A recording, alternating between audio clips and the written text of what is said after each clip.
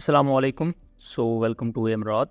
आज Pakistan navy day है, लेकिन इसी के साथ साथ पाकिस्तान नेवी की तरफ से बहुत बड़ी अनाउंसमेंट, या मैं यूं कहूं कि ऑफिशियल वर्ड्स जिनकी ज़रूरत थी, और पाकिस्तान नेवी पर जो एक क्रिटिसिज्म था, हमें उसका यहाँ जवाब भी मिलता है। पाकिस्तान नेवी के assistant chiefs of staff of operations commodore Rao Ahmed Imran, उन्हें फीचर किया गया जियो न्यूज़ के एक शो पर, और ये शो PNS तैमूर पर कंडक्ट किया जा रहा था, जो पाकिस्तान नेवी की तुगरुल क्लास फ्रिगेट है।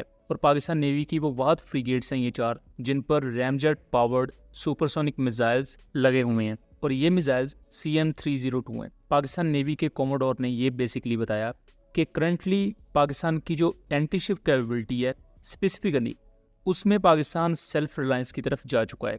जो भी इस वक्त मिसाइल्स यूज़ हो रहे हैं पाकिस्तान नेवी की तरफ से, वो पाकिस्तान मेड है।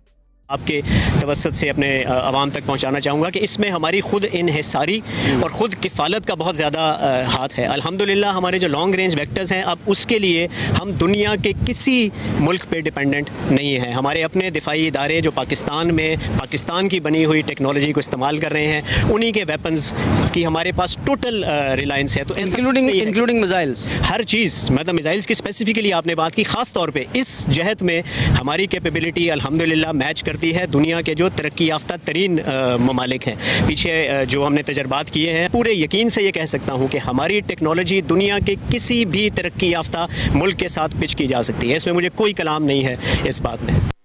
बहुत बड़ा क्वेश्चन ये है कि तुगरुल क्लास फ्रिगेट पर जो PNS तैमूर, जिस पर ये शो भी हो रहा था, उस पर Chinese made CM-302 antiship missiles लगे हुए हैं।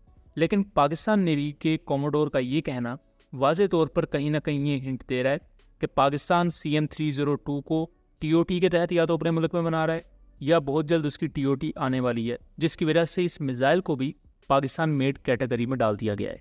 इसके साथ साथ एक और अहम चीज़ कि ये CM-302 सुपरसोनिक मिसाइल अपनी टर्मिनल स्पीड में ब्राह्मोस से ज़्यादा स्पीड गेन कर लेता है। वो मैं आपको बताता हूँ कि ब्राह्मोस की जो मैक्सिमम स्पीड है, जो करंटली इंडिया वेरिएंट यूज़ कर रहा है, वो मैक्सिमम 3.5 टू 3.6 टू 7 मैक तक जाते हैं।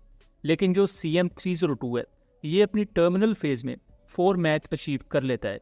कुछ टेस्ट में ये 4 मैक प्लस भी गया है, बट जो इसकी स्टैंडर्ड स्पीड है वो 4 मैक है, यानी कि आवाज़ की रफ्तार से 4 गुना ज़्यादा। इसे चाइना में YJ-12 कहा जाता है। इसका जो कस्टमाइज्ड वेरिएंट है दूसरे कंट्रीज़ के लिए, उसे CM-302 कहा जाता है, जिसकी रेंज 280 किलोमीटर है। अगर पाकिस्तान इसे TOT के तहत बनाने लग गया है, या बनाने वाला है बहुत जल्द, तो फिर पाकिस्तान के पास एक फ्री हैंड होगा कि इसकी रेंज 280 किलोमीटर से ज़्यादा करके 400-500 किलोमीटर तक की जा सकती है। और हमने माजी में भी जब J-16 से रिलेटेड वीडियो बनाई, तो हमने इसी चीज़ को पॉइंट आउट किया था कि पाकिस्तान की कोस्ट लाइन चूँकि छोटी है, और पाकिस्तान नेवी की जो डॉक्ट्राइन है उसे एंटी एक्सेस एरिया डिनाइल कहा जाता है। इसका मकसद ये होता है कि अपने एरिया में किसी भी सूरत दुश्मन को घुसने नहीं देना, और जैसे ही वो आपकी बाउंड्रीज़ के करीब आए तो उसका एरिया ऑफ मैनूवरेबिलिटी या उसका एरिया ऑफ एक्शन कम कर दिया जाए, कि अगर आपके एनिमी के पास ज़्यादा एरिया होगा, वो ज़्यादा मैनूवर कर सकता है, मुख्तलिफ स्ट्रेटजीज़ को एम्प्लॉय कर सकता है। लेकिन अगर आप उसका एरिया ऑफ एक्शन ही कम कर दें कि उसे लगे कि अब इस एरिया से मैं थोड़ा सा बाहर निकला तो मुझे स्ट्राइक किया जाएगा, तो उसके पास ऑप्शंस और ज़्यादा कम हो जाएंगे। पाकिस्तान नेवी की वही सेम स्ट्रेटजी है, और यही स्ट्रेटजी चाइनीज़ नेवी और चाइनीज़ मिलिट्री भी यूज़ करती है। इस स्ट्रेटजी के लिए पाकिस्तान को लॉन्ग रेंज वेक्टर्स चाहिए, जिसमें CM-302 एक बहुत ही ज़्यादा अहम फैक्टर है।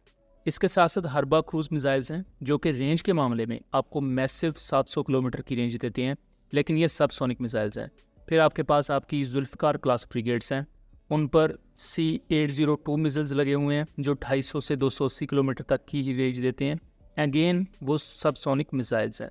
अब यहाँ मैं आपको माजी में थोड़ा सा ले चलता हूँ। जब तुगरुल क्लास फ्रिगेट की कन्फिगरेशन पाकिस्तान नेवी फाइनल कर रही थी, तब चाइना ने 2 मिसाइल्स इसके लिए पाकिस्तान को ऑफर किए थे। एक CM-401, जो कि almost near to hypersonic ballistic missile है, लेकिन उसका जो उस वक्त वेरिएंट दिया गया था वो सुपरसोनिक बैलिस्टिक मिसाइल था, जैसे पाकिस्तान का स्मैश है। और दूसरा था ये CM-302, और ये था एक ramjet powered supersonic cruise missile. तो पाकिस्तान ने इसे चूज़ किया CM-302 को, जो कि मेरी नज़र में एक बहुत अच्छी चॉइस थी। अब CM-302 का एक एयर लॉन्च वेरिएंट भी है, और उसे YJ-12 कहा जाता है। फिर जो शिप लॉन्च वेरिएंट है उसे YJ-12A कहा जाता है, और इसका जो लैंड बेस्ड वेरिएंट है वो YJ-12P है। एयर लॉन्च वेरिएंट 500 किलोमीटर की रेंज देता है और इसे चाइना के J-16 और J-10C जैसे एयरक्राफ्ट कैरी कर सकते हैं। फ्यूचर में पाकिस्तान के J-35 जब आ जाएंगे तो हमारे जो ग्रीन कलर्ड J-10C एयरक्राफ्ट हैं ऑलिव ग्रीन कैमोफ्लाज में, उनके भी मजीद नंबर पाकिस्तान एयरफोर्स में जब इंडक्ट किए जाएंगे तो एक स्क्वाड्रन हमें कराची में प्लेस देखने को मिलेगा। तो वहाँ 2 स्क्वाड्रन होंगे, एक ब्लॉक 3 का और एक J-10C का। और CM-302 को अगर पाकिस्तान TOT के तहत बना लेता है तो इसका एयर लॉन्च वेरिएंट भी एक्वायर करना या उसको भी TOT के तहत बनाना पाकिस्तान के लिए बहुत ज़्यादा आसान हो जाएगा।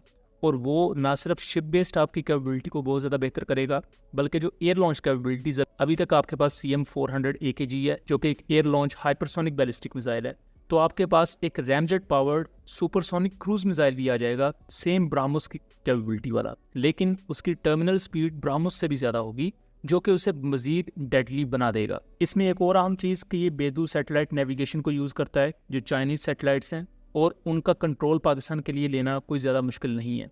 और उसी की बेस पर पाकिस्तान ने जो रिसेंट अपने सैटेलाइट्स लॉन्च किए हैं ये उनको भी यूज़ करने के काबिल होगा। अपनी टर्मिनल फेज़ में ये एक्टिव रडार टर्मिनल गाइडेंस पे चला जाता है। जब ये अपने टारगेट से 90 या 100 किलोमीटर के करीब चला जाता है तो फिर एयरक्राफ्ट को या किसी ग्राउंड शिप को इसे गाइडेंस प्रोवाइड करने की ज़रूरत नहीं है। फिर इसका अपना रडार सीकर ऑन होता है और वो खुद अपने टारगेट को ट्रैक कर रहा होता है। इस वजह से आपका जो अपना एसेट है वो भी एनिमी की एयर डिफेंस रेंज में जाने से बच जाता है, क्योंकि अगर इसे एयर लॉन्च फायर किया जाए तो इंडियन नेवल शिप्स पर जो MR-SAMs हैं वो 70 किलोमीटर की रेंज देते हैं। तो अगर आपसे 100 किलोमीटर दूर से ही गाइडेंस प्रोवाइड करने के बाद ये टर्मिनल फेज़ में चला जाता है और आप वापस पलट जाते हैं तो आपका एयरक्राफ्ट अनहार्म्ड वापस आ जाएगा, उसे कोई थ्रेट भी नहीं होगा और ये अपने टारगेट को स्ट्राइक कर देगा। सो दोस्तों, ये था एक एनालिसिस। उम्मीद करता हूँ चीज़ें क्लियर रही होंगी। वीडियो पसंद आई हो तो इसे ज़्यादा से ज़्यादा शेयर कीजिएगा ताकि इस तरह की मज़ीद इन्फॉर्मेटिव वीडियोज़ हम आपके लिए लेकर आ सकें। मिलेंगे अगली वीडियो में, तब तक के लिए अल्लाह हाफिज़।